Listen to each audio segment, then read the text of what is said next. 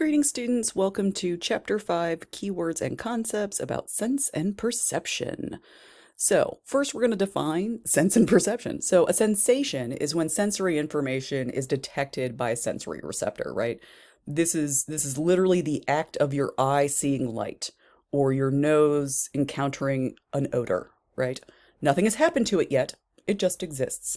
Whereas perception is the way that that sensory information is organized, interpreted, and consciously experienced.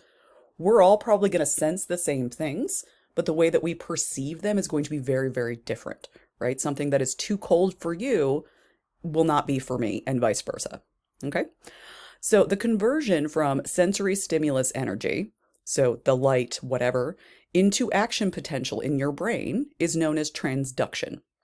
That's that process. But sometimes we're actually less interested in how much difference there is between stimuli than we are in the differences between them. Like, can we detect a difference between these two stimuli? And this is known as the difference threshold.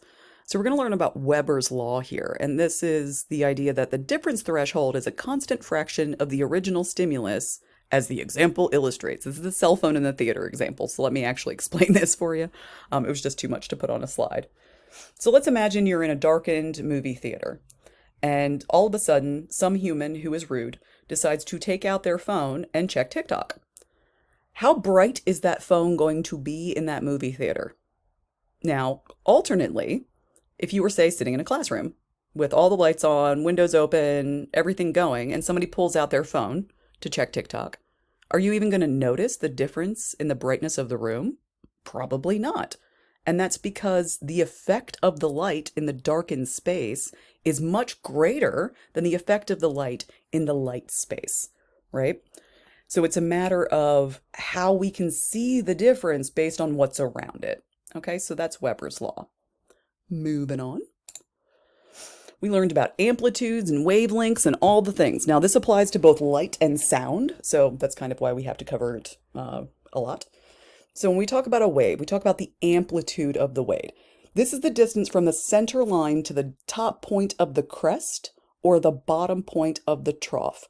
We measure amplitudes vertically, right? So if you're thinking of a wave in your mind right now, the amplitude length is the up and down measurement, right?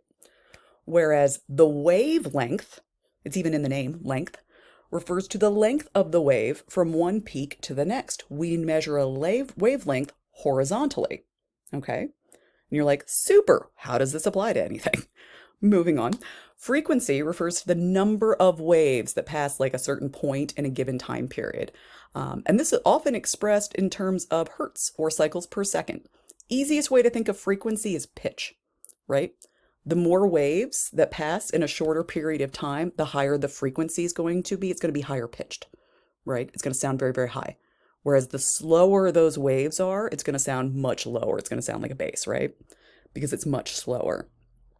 Whereas the amplitude, that one that we measure vertically, that's volume, right? So the higher the amplitude, the louder the sound. The smaller the amplitude, the less the sound, okay?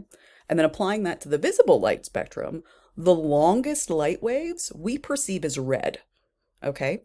And that moves to the shortest at violet. And they have the useful little mnemonic in your textbook of Roy G. Biv.